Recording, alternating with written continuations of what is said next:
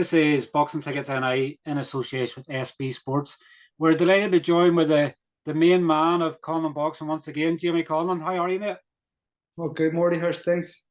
Things are, I guess, probably fairly middling, I would say, at the moment. We're in obviously this rigmarole of Katie Taylor, whether she's going to fight on the 20th of May or not. I guess the last couple of days are sort of showing us that not everything's given in boxing sometimes, as you well know from being a former fighter and everything yourself. But we're now in this rigmarole of whether she will or whether she won't. Yeah, well, I thought your biggest issue was missing Love Aid to have this Zoom call, but yeah, it's strange that we're in the position with someone as powerful as Katie Taylor. I think if anyone was to be guaranteed a date, it would be Katie, especially in Dublin. Like, so it'd be a shame if it's not. It'd be the perfect scenario in terms of teeing up to a massive summer or a massive September Croke Park fight that she has just to run it even in May 20th. Doesn't matter who the opponent is, it will sell.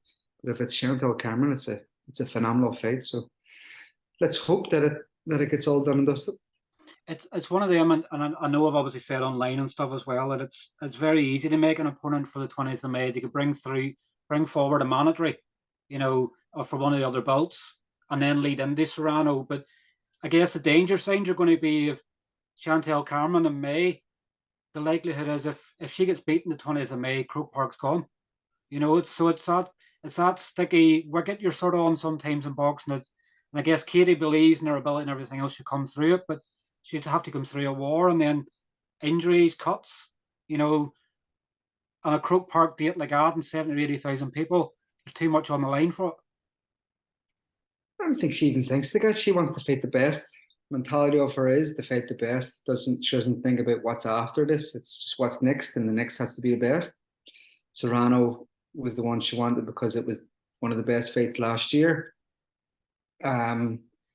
And the second best to that would be a step up in the division in a two-weight undisputed championship. So I don't think she even thinks about the stadium and everything about that. She just wants to fight. I'm particularly at home as well. I've waited so long. I guess for obviously yourself with obviously Conlan Boxing, I guess when we last spoke in December, obviously the plan was St. Patrick's Day for potentially Conlan. Well, it was obviously going to be Mick regardless, and depending on opponents. And there's obviously Lopez has been injured and everything else since then. So I guess in terms of business wise, you'd have sort of like they'd nearly been coming up to the first show of the year rather than 7 weeks out, the first show in Galway. Aye, part of me does. Part of me is okay with this. It's not as stressful. Usually we're in a lot more of a stressful position, so close to March, or so close to St. Paddy's Day. So it's yeah, we'll make up for it in the back end of the year in terms of keeping to our consistency and trying to do as much shows as possible. And our target was 5 last year, and that's kind of what we're still trying to hit. Starting with April in Galway. And 7 weeks today. Obviously Kieran Malloy, obviously it said to me in previous interviews part of the reason obviously I'm signing was obviously getting a Galway show once a year, and I know October was obviously pinned off with Paulie's IBO fight. Haven't spoke to obviously Kieran since the announcement yet, but I'm sure he's like obviously a kid at Christmas. He just can't wait, and tickets I believe are pretty much completely sold out now. It's very, very hard. His dad is constantly on about more tickets. Stephen just wants some more tickets, and he says he's got a waiting list. I've never heard of it before in terms of people having a waiting list on tickets. And it's a great thing. It's a great saying. We were initially looking to go to the Kingfisher, which is a university down there. I think it used to be called the NIUG, yeah, it's the Galway University, and that was our plan in October, was to go there. It's about 3,500. We couldn't get a drinks license back then, so we looked at Leisureland, and it's smaller. It's about 1,500, and it's perfect setup. That what we're trying to do. We're building something here in Galway, and this is the first footprint in what we believe will be a very, very active hub of Irish boxing in the next few years. Kieran being that leading light down there for everyone to kind of piggyback off and see him do well to see what they can do. But yeah, it's I'm excited to it. It's something new. It's something like we're used to in choosing Belfast. You can do it on the back of your hand now. Everything runs in motion, but Galway's a bit different. The it's just a new place to kind of go. It's a new atmosphere. It's a new environment to be in, and I think they will thrive. It will thrive. Boxing will thrive, and boxing in the West in general has been fantastic over the past few years as an amateur level, but it gives them another platform to go to after the amateur game, and hopefully this is the start for a boom in Galway boxing, the West boxing as well. I guess in some ways, obviously, not knowing what tickets and things like that were going to go for the show, you'd nearly sort of wish you had the drinks license for the Kingfisher so that, everybody can get to see. But I guess when you create that demand early on, and I guess it's probably like yourself with obviously Mick, creating that demand, it just means the next time shows come out, tickets are going to go even faster. Yeah, 100%. 100%. I think from the feedback we've already got, that's why we've already kind of penciled another date this year in Galway. It's a high demand. Legendland is a lovely, wee, compact theatre style atmosphere. It will be a great night. I'm excited to see the progression of Kieran handling the added pressure of fighting at home. It's something that he's not been used to. He's been on the road. He made his debut in Glasgow. Belfast has been like a bit of a second home this year. New York, he went over, even though he didn't get the fight, he done everything but fight. With this one, there is a wee bit of added nerves and added pressure that he'll put himself under, and he'll have to perform under. So it's good to get it done early in your career, because when the big nights come, that's not added to the toughness of a tougher fight. And obviously he's going to be fighting over 8 rounds as well. Obviously, from what the press release is saying, it's going to be his first 8-rounder. I guess 6 rounds, 8 rounds for someone obviously of Kieran's talents that you've spoken so highly of, it won't make any difference, whether it's 6 or whether it's 8. No difference in his performance. It'll just be a difference in the opponent. Opponents used to 8 rounds, and 10 rounds, and that's kind of what he needs now, is someone who is used to the longer distances, someone who can weather the early storms that the previous opponents weren't being able to weather, and someone who's going to kind of bring him the rounds. Yeah, I think he needed to be an 8-rounder as a headline act. It needed to be a bit more. Not necessarily saying we'll stay at the 8 for the rest of the year. He's going to be active, so we will fluctuate between 8 and 6 and just move it up and down to suit accordingly. And obviously, what a co-main event you obviously had it yesterday, and obviously the rematch, Jamie Morrissey and Kevin Cronin. Did you watch obviously back the fight obviously from Mark Dunlop's what he put up on YouTube? Have you had a good watch of it? Do you see, like, I know on the night I'd given it to Kevin Cronin by 2, and whenever I watched it back, I actually scored it a draw. So the 1 round of difference sort of there, 2 extra rounds. Kevin Cronin was coming on strong at the end of the fight. The rematch is going to be an absolute, it's what you as a promoter want. They sell a fight and they sell it potentially on TV as well. These two are going to become stars in Irish boxing after this rematch. I thought getting the fight on our show was a real coup. How we kind of were able to get it worked out perfectly 10 ways. I know Kevin had a slight wee niggle after the first fight and gave them enough time to rest, but doing the fight again immediately after the first fight is a testament to both guys and their mentality and their character and how much they believe in themselves. They're real fighters, they're real boxers. Jamie's fought, I think, 3 undefeated fighters in his first 5 fights. It shows how he's willing to put it all on the line so early in his career. There is no kind of reward without risk.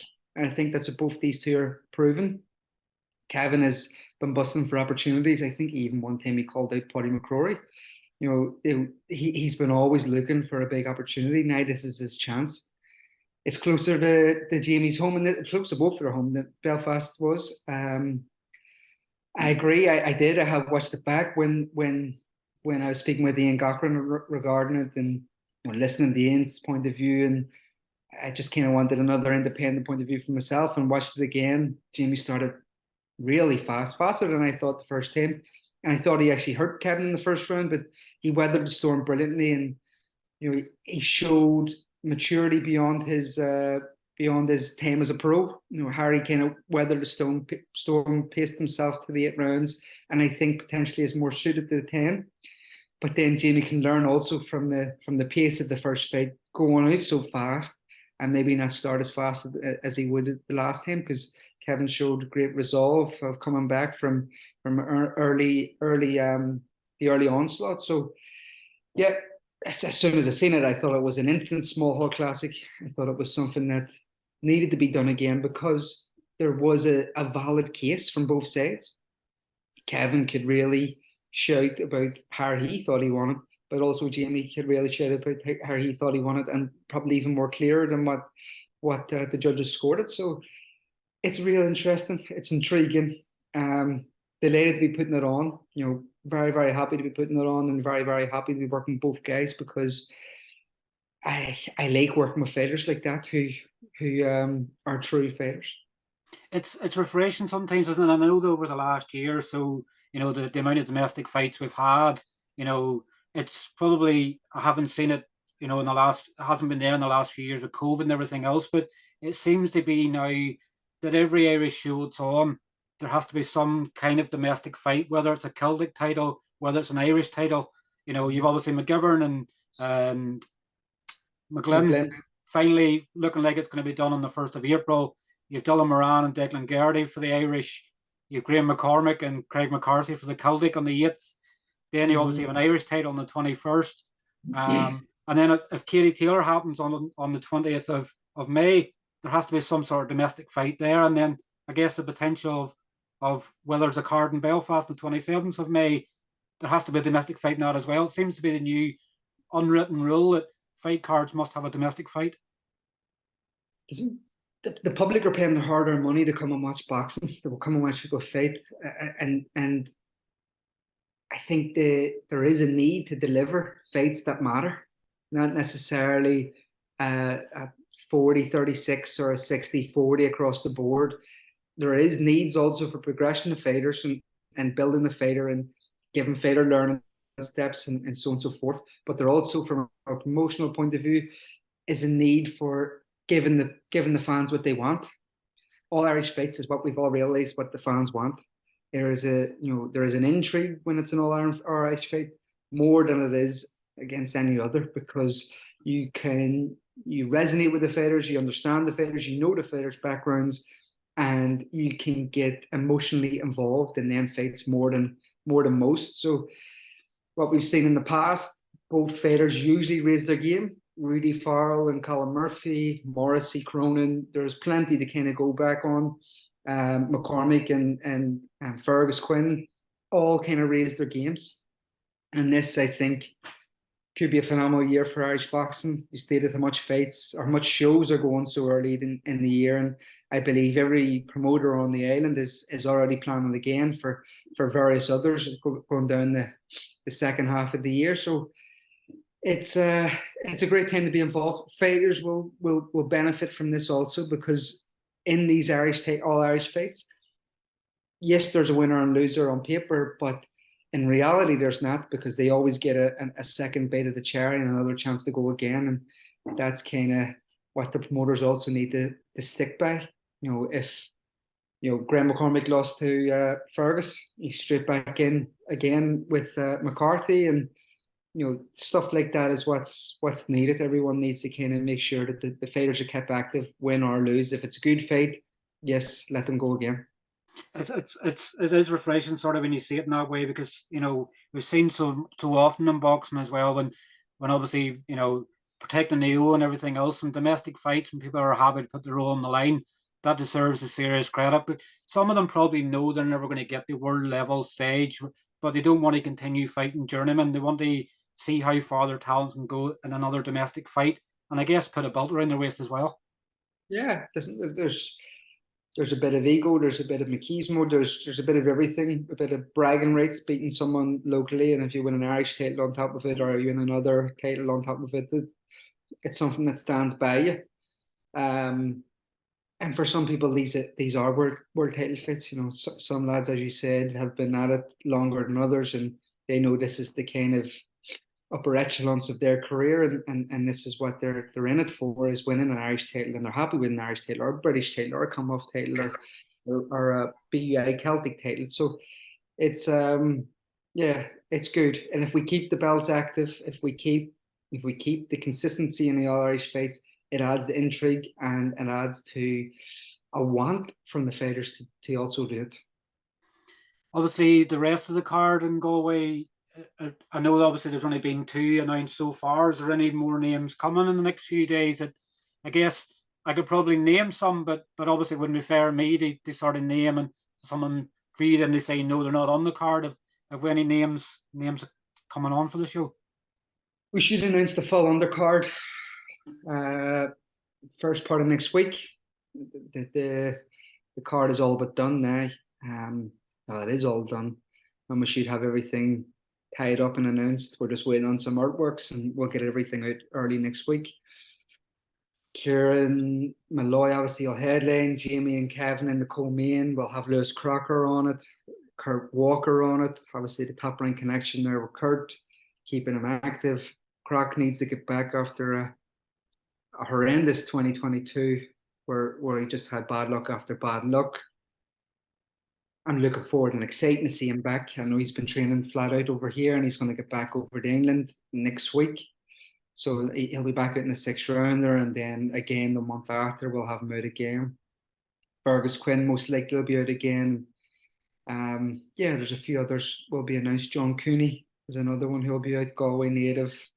So I'm excited. Mark raves about John Cooney, so I'm looking forward to seeing the next development in John.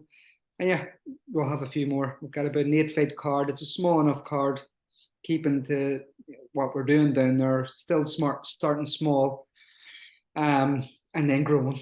We're growing something in Galway that I believe if we do it right, we'll grow it right. Few fighters from down there also on the card, which helps. I guess obviously in some ways for John Cooney, he's sort of going full cycle. He's boxing in London next week where he's born, and obviously then settled in Galway. So he's getting to fight on both spectrums within a month. Yeah, it's fair play to him. But Mark said to me after his fight, I think it was in Gertwood when he had him on, or yeah, he me the next day and said, "Did you see John Cooney?" And I says, "I watched him, and he was on TG Karen. Yeah, he was very, very good. But yeah, he seems to have a bit about him. Again, another fighter who is willing to take all Irish fights and wants to jump in with big fights, and I think Mark can deliver that for him. Definitely, it's one that I've sort of talked about. You know, the a Cooney McGivern sort of fight at super featherweight probably makes sense. I know McGivern's fighting at lightweight, but obviously that's a fight that makes sense. Maybe later on down the year. It's probably nearly the only two. Probably Stephen Kearns you could put in there as well, but a lot of his fights are in England, and it's whether he's ready for a domestic fight yet. John Cooney said he's ready. McGivern is obviously more than ready. The fact he's getting into a title fight already, so if he's victorious over McGlynn, that's an obvious fight to make, I guess, later on in the summer. Yeah, he's a tough task, and Tony McGlynn up at lightweight. James is a natural super featherweight, and the small super featherweight mix in Ireland is 3 good fighters. I think Stephen Kearns is very good. John Cooney is also really good, and McGivern I've rated highly since he was an amateur. So very interesting, very intriguing to see if the 3 lads go down the route together and they start mixing off. But I think it should. I think you'd want it. I think James has proven that already with McGlynn fight, wanting to kind of prove a bit of a point in Ireland. He'll probably want to move on after that. But again, super featherweight is where he's at, and I'd say a fight is easily made with John Cooney. Obviously, in TV, there's no TV deals announced. Obviously, this side yet. Obviously, ESPN Plus in America. How far along are we sort of on TV here? Yeah, we're there or thereabouts. We're just kind of waiting to get some clarity and confirmation, and then we'll announce something out. So yeah, that's where we're at. I guess obviously the words in everybody's lips at the moment is obviously the talks that's ongoing for Mick and Lopez. There's obviously a lot of rumours that spread about and everywhere. How far along are talks? When do you sort of expect we maybe have an announcement one way or another on that? You're starting the rumours, Morty, are you? You're always the one starting them rumours. We should have, yeah, we should have something sorted one way or another within the next 7 to 10 days. Yeah. And I guess sort of something I broke yesterday, you can sort of maybe clarify that it looks like Paddy McCrory and Falcao. I can't even say. I'm nearly. I would think of the footballer who played for Man United. Yamaguchi. I know he called Fucci or Gucci. But obviously it looks like they've struck a deal in principle, and they're going to fight in an eliminator for the WBA or eliminator for the WBA super middleweight title. Yeah. Yeah, Graham principle. We're thereabouts with Paulie and Falcao, and it's a fight we're very excited about. We're looking at May as well for Paulie Falcao. May 27th is the date we've got penciled with the arena. There's no confirmation that it's going to go on that, but that's what we're looking at. We're all guns blazing for around about that time. It's a fight that could propel Paudie's career to the next level, could change his life, could change everything. It's a real tough task. It's a real tough ask. It's a real slick operator in front of us. Southpaw, can box, can fight. He's got Olympic pedigree. He's got promotional pedigree, being with Golden Boy for the start of his career, really brought over, from Germany to Florida, training out there with Connor Coyle in Florida. Very, very good fighter, world-class fighter. Toughest fight of Paudie's career, no doubt about it. But it's a fight that I truly believe Paudie will win. I think Paudie carries phenomenal power at 168. I think we proved that when he went up to 175, how easy it went with him. And I think what makes this fight so exciting and so intriguing is that for each fighter, the opponent is their kryptonite. A southpaw mover, slick operator is not really what you want in front of Paddy McCrory. But Paddy McCrory, he's going to come, he's going to hit you. He's better than what he looks like on paper and what he looks like on tape, and hits a lot harder than what you think. And he has shown he's been susceptible to get hurt before, is his kryptonite. Doing it in Belfast also is in our favour.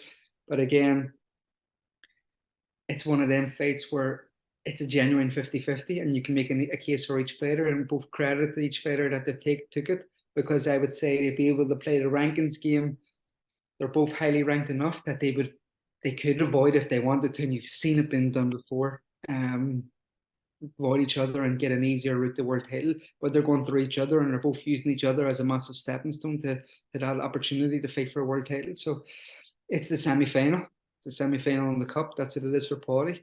No one ever remembers who was in the semi-final of the cup. Who lost, sorry, in the semi-final of the cup. I guess in some respects, probably Paddy, and probably you might not mind me saying it either, he maybe never expected he was going to get to this stage, so everything's sort of he's in bonus sort of territory now. And I think I'd messaged him yesterday and actually said where he was saying that Falcao could be a really dangerous fight.